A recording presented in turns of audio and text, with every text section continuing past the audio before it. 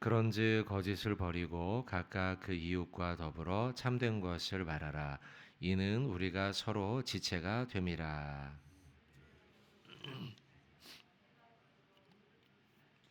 마귀에게 틈을 주지 말라.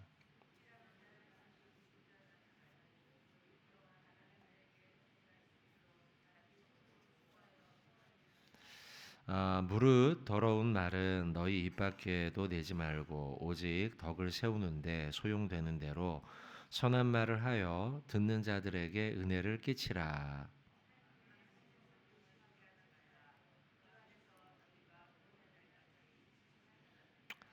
너희는 모든 악독과 노함과 분냄과 떠드는 것과 비방하는 것을 모든 악의와 함께 버리고 서로 친절하게 하며 불쌍히 여기며 서로 용서하기를 하나님이 그리스도 안에서 너희를 용서하심과 같이 하라. 아멘. 네, 에베소서 4장 오늘 마지막 부분의 말씀을 우리가 같이 보겠습니다. 25절부터 32절까지인데요. 전체적으로는 우리가 균형 잡힌 신앙생활에 대한 말씀을 우리에게 하고 있습니다. 그 가운데 강조하는 바가 있는데요. 25절 그리고 29절 30절 계속해서 나오는 말씀과 같이 언어에 대한 지적을 하고 있습니다. 또 우리 날마다 솟는 샘물 여러분들 아마 하고 계실 것 같은데요. 여기에서도 1번 문제나 2번 문제에서 지적하는 바와 같이 이웃과의 관계에서 우리가 무엇을 주의해야 할까라고 할 때 참된 것을 말하는 언어의 삶에 대해서 우리에게 하나님의 말씀이 에베소서가 지적하고 있습니다. 25절 말씀을 보시면 그런즉 거짓을 버리고 각각 그 이웃과 더불어 참된 것을 말해라. 참된 것을 말하는 것, 참된 말, 올바른 말 하고 있죠. 또 29절에도 보면 무릇 더러운 말은 너희 입 밖에도 내지 말아라. 오직 덕을 세우는데 소용되는 대로 선한 말을 하여서 듣는 사람에게 은혜를 끼치라라고 말씀하고 있습니다. 이 시대의 언어의 삶은 중요합니다. 특별히 31절에 보시면 너희는 모든 악독과 노함과 분냄과 떠드는 것과 비방하는 말을 하지 말아라 라는 말을 하고 있는데요. 떠드는 말에 대해서 우리가 한번 좀 생각을 좀 해본다면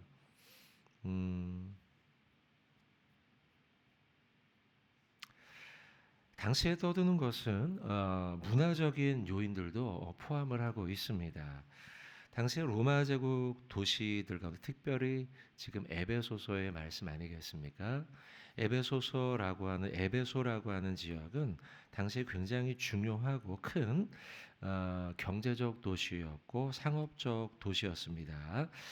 이들 사이에서는 이 지역에서는 많은 사람들이 자기의 의견을 주장하고 관철하기 위해서 큰 소리로 이야기하는 것이 사람들에게 익숙한 일이었습니다. 다툼의 문화가 그들 가운데 있었는데요. 공공장소에서 논쟁을 벌이거나 다툼을 벌이는 게 에베소 도시에서는 아주 하루에도 몇 번씩이나 일어나는 그런 다반사의 일이었다는 거죠. 또한 수사적으로 말을 가지고 논쟁하는 것들이 있죠. 웅변.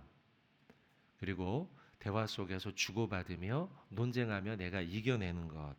이런 것이 다반사였는데요. 이것이 상대를 모욕감을 주면서까지 이기는 것이 능력 있는 사람이다라고 하는 문화가 그들에게 있었다는 거죠. 그러고 보면 우리 시대도 비슷한 면이 없지 않아 있습니다. 내가 큰 소리로 이야기를 해서 오늘 본문의 표현처럼 떠드는 것이죠. 그렇게 해서라도 이기는 것이 일단 이겨보고 나는 것이 괜찮은 것이다. 내가 그렇게 해서라도 이득을 얻을 수 있으면 크게 떠드는 게 차라리 낫다. 라고 생각하는 경향의 사람들이 우리 사회에도 있지 않습니까? 그 가운데 바울은 지금 권면하고 있는 겁니다. 사회 속의 다툼의 문화, 또 떠드는 것의 문화, 또 아니면 웅변이라든지 수사적인 논쟁을 벌여서 내가 그 사람을 완전히 눌러주는 것이라든지 이러한 것들을 행하는 것이 올바르지 않다.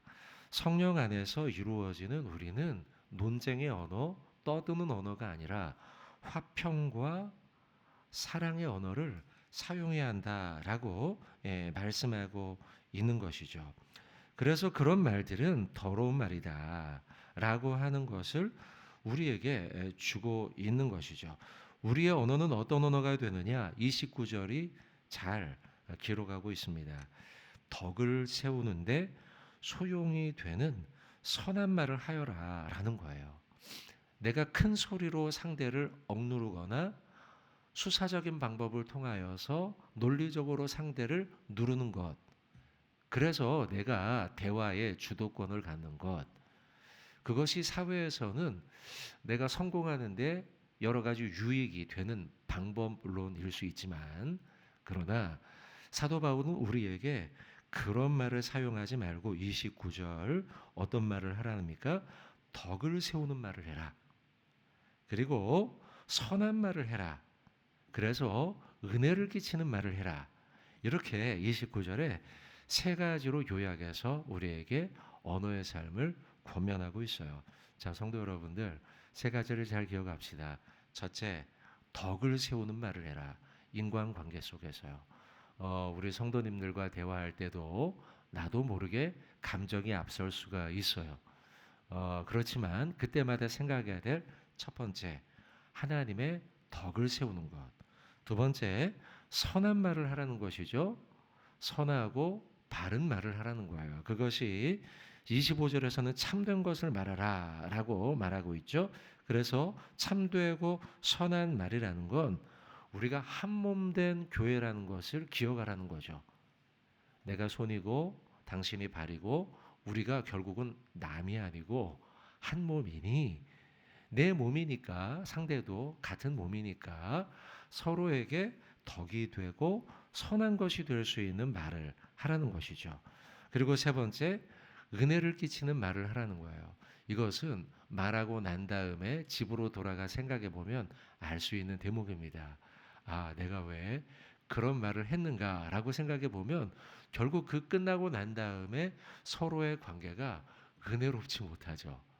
그래서 하나님은 우리에게 에베소서를 통해 세 번째, 은혜를 끼치는 말을 하라라고 우리에게 바울은 권면하고 있습니다. 자, 그것이 25절, 29절 전반적인 메시지이고요. 그 다음에 또한 이런 말씀이 있습니다. 26절입니다. 26절에 보시면 분을 내어도 죄를 짓지 말고 해가 지도록 분을 품지 말라. 연이어지는 말씀이 27절입니다. 마귀에게 틈을 줄 수 있다라는 겁니다. 분노하는 것, 그리고 그 분노의 감정을 품는 것, 그래서 그거로 인해서 또 다른 죄로 이어지는 것이 우리가 마귀에게 틈을 주는 것이다라는 것을 사도 바울은 말씀하고 있어요. 그러고 보면 여러분, 우리의 삶이 사단에게 틈을 내어주는 것은 우리의 감정을 잘 다스리지 못할 때라는 겁니다, 여러분. 사단의 시험을 받는 것, 뭐라고요? 분노의 감정을 다스리지 못할 때라는 거예요. 우리가 오늘 하루 살면서 이 말씀도 잘 기억하면 좋겠습니다. 내가 사단의 시험을 받는 것은 우리의 분노의 감정을 조절하지 못할 때요. 때때로 26절이죠.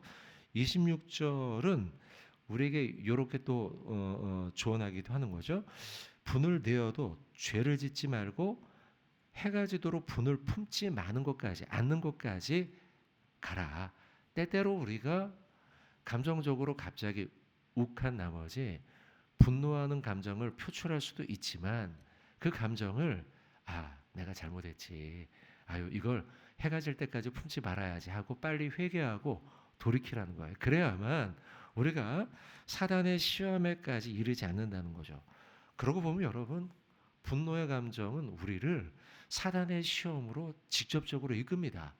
그래서 큰 죄악까지 우리를 이끌 수 있어요. 여러분, 창세기 4장 7절에 보면 이런 말씀이 있죠. 죄가 문에 엎드려 있으나 너는 죄를 다스려라. 이렇게 말하죠. 가인의 사건 속에서 나와 있는 말씀이지 않습니까? 가인과 아벨 사이에 제사를 드리고 가인이 아벨로 인해서 분노의 감정이 들기 시작하죠. 그 감정을 다스리지를 못했어요. 그 분노의 감정이 내 문 앞까지, 마음의 문 앞까지 와서 엎드려 있었던 것이죠.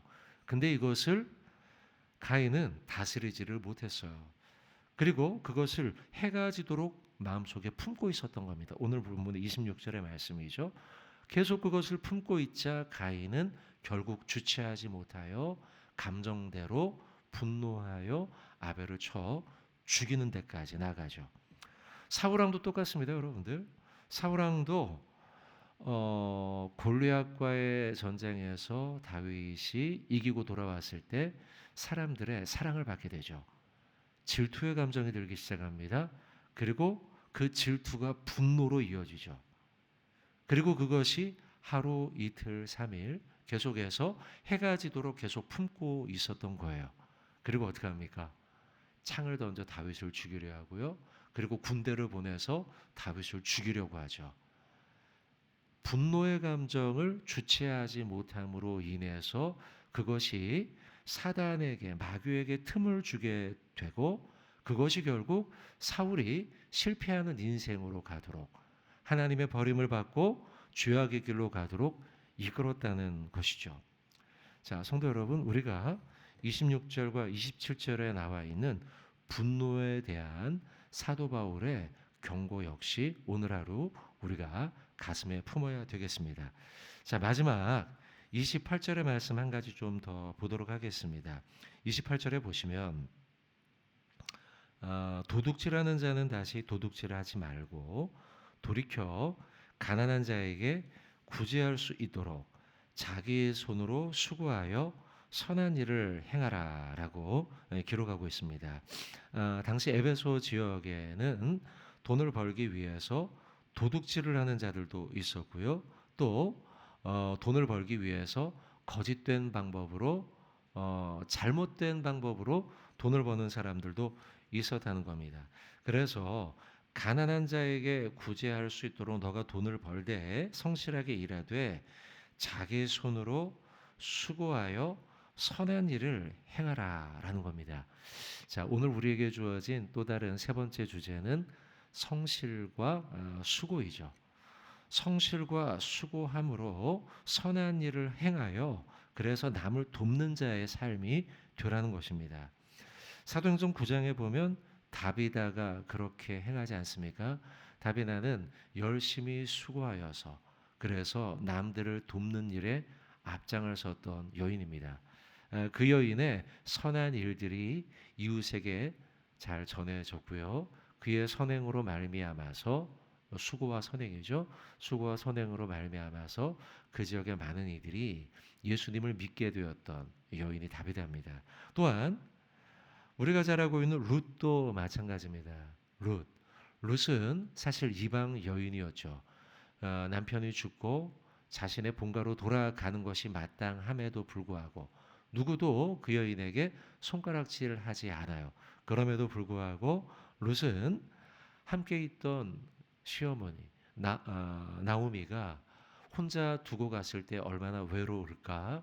또 그를 돕기 위해서 나오미와 함께 이스라엘 땅으로 돌아오는 것을 마다하지 않죠. 그리고 돌아와서 나오미를 위해 밭에 나가 일을 하고 수고하죠. 이와 같이 28절의 말씀에 나온 것처럼 자기 손으로 수고하여 선한 일을 행했던 신앙의 선배들이 우리에게 많이 있지 않습니까? 그들과 같이 우리도 오늘 선한 일을 위해서 수고하고 또 성실히 살아가는 것을 마다하지 말아야겠습니다. 32절 마지막 절인데요. 마지막 절은 우리에게 아주 중요한 결론을 내고 있습니다. 서로 친절하게 하며 불쌍히 여기며 서로 용서하는 것. 이것이 우리의 성도가 오늘 살아가야 할 하루의 삶이다라고 기록하고 있습니다. 바라기는 여러분들 오늘 하루 세 가지를 말씀드렸어요. 언어의 삶. 그래서 참된 것을 말해라. 또 두 번째 26절과 27절에 분을 내지 말아라. 사단에게 틈을 주는 것이다. 세 번째 마지막 28절이었죠. 성실과 수고함. 그리고 32절에 결론을 내죠. 친절하며 불쌍히 여기며 용서를 베푸는 삶. 우리에게 권면하고 있습니다. 바라기는 이 말씀대로 오늘 하루 주님이 기뻐하는 삶 살아가시는 저와 여러분 되길 주님의 이름으로 축원드립니다.